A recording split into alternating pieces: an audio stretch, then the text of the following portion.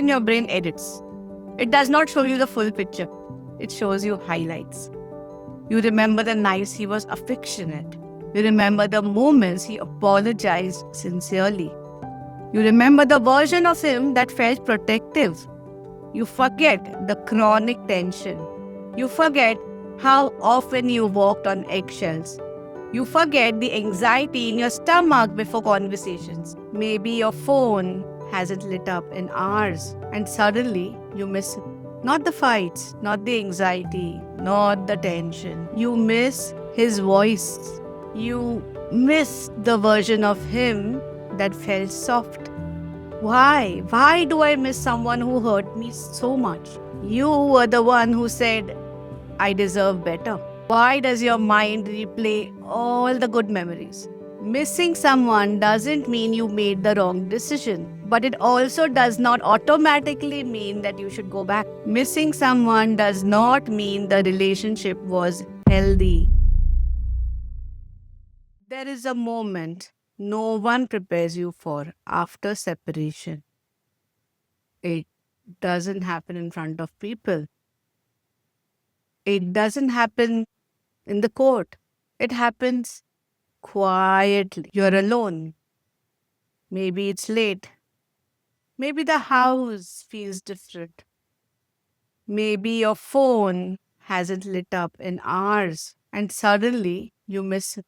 Not the fights, not the anxiety, not the tension. You miss his voice. You miss the way he used to say your name. You miss the version of him that felt soft.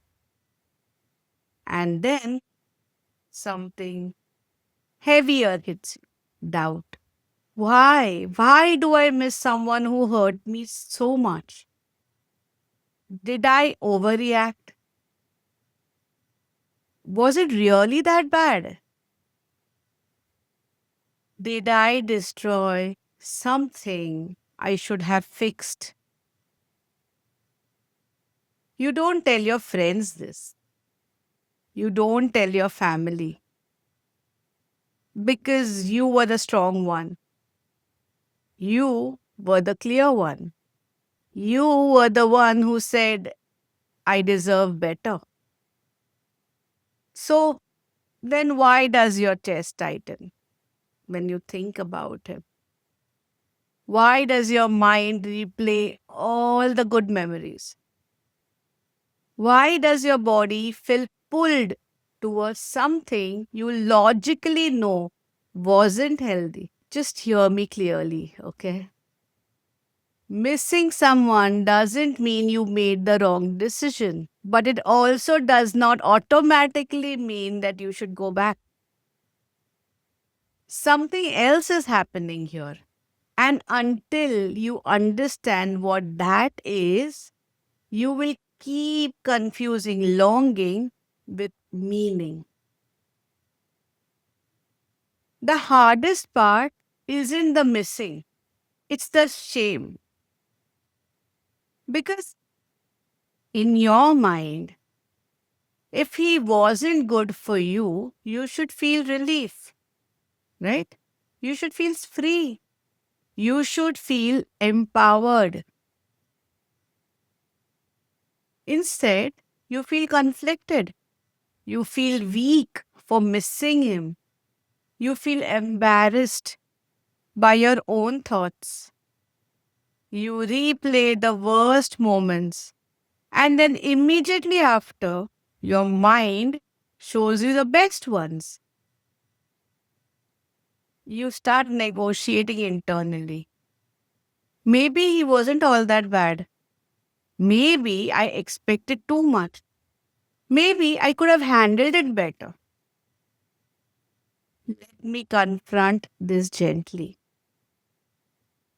Missing someone does not mean the relationship was healthy. Missing someone means you formed an attachment.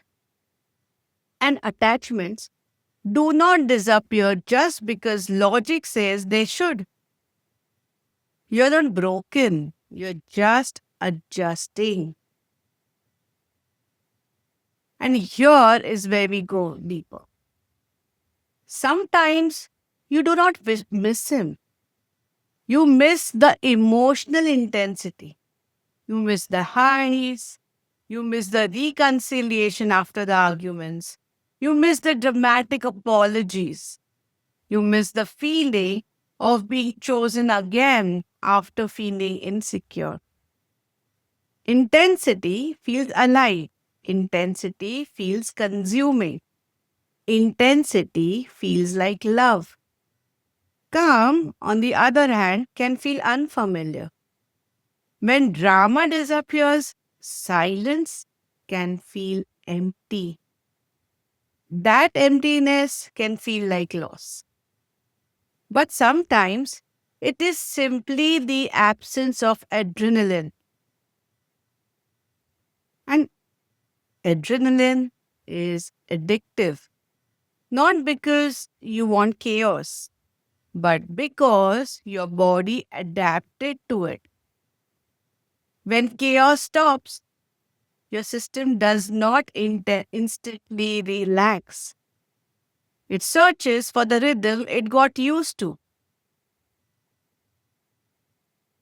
Let's simplify this. When affection and pain are mixed unpredictably, your nervous system forms a strong attachment. If someone is consistently kind, your system stabilizes gradually. But if someone alternates between closeness and distance, affection and withdrawal, warmth and coldness, your brain becomes hyper focused. You begin anticipating the shift. You begin chasing the relief. After tension, when he becomes soft again, your body experiences a surge of relief. That relief released is dopamine. Your brain learns something very specific. This person is the source of both pain and relief. And relief after pain feels powerful. The nervous system bonds to relief. So when you leave, you're not just losing a person, you're breaking a cycle of tension and relief. And your body experiences that as withdrawal. And here's another sharp truth. Your body prefers familiar pain over unfamiliar peace. Familiar feels predictable, even if it hurts, even if it destabilizes you. If you spend years adjusting to emotional unpredictability, your body learned that rhythm. It learned when to brace. It learned when to soften. It learned when to anticipate conflict. When that rhythm disappears, your system feels disoriented. Peace can feel suspicious. Calm can feel flat. Stability can feel boring. You may interpret that discomfort as missing him. But sometimes what you're missing is familiarity. Familiar does not mean safe, it means known. And the body clings to what it knows. After separation, your brain edits. It does not show you the full picture, it shows you highlights. You remember the nights he was affectionate. You remember the moments he apologized sincerely. You remember the version of him that felt protective. You forget the chronic tension. You forget how often you walked on eggshells. You forget the anxiety in your stomach before conversations. The brain remembers peaks. Emotionally intense moments imprint more deeply than the steady reality. You are not remembering the relationship as it was. You are remembering the most emotionally charged moments, and those moments distort clarity. Now let's talk about something that makes most women question everything: withdrawal. When you detach from an emotionally intense relationship, your body experiences a chemical drop. Dopamine decreases, adrenaline reduces. The emotional stimulation you adapted to disappears. You may feel restlessness, you may feel empty, you may check your phone repeatedly, you may want to hear his voice, you may feel pulled towards him even if your mind says no. Withdrawal feels like love, but it isn't. It's your nervous system recalibrating, and recalibration is uncomfortable. If you mistake withdrawal for destiny, you may run back. Not because it was healthy, but because it was stimulating. Imagine a lady who spent years trying to feel secure in her relationship. She often felt unsure where she stood. She often felt she had to earn closeness. There were arguments, there were apologies, there were intense reconciliations. When she leaves, she feels relief for a few weeks. Then the quiet sets in. She misses the intensity. She misses the dramatic closeness after fights. She tells herself maybe she misjudged the situation. But what she's experiencing is not proof of compatibility. It's her nervous system craving the familiar cycle again. Imagine another lady whose relationship was emotionally inconsistent. She felt drained. She felt unseen. She felt misunderstood. But occasionally, obviously, there were magical days, days that felt deeply connected. After she leaves, her life becomes calmer. There are no arguments. There is no tension. But, but, she feels empty.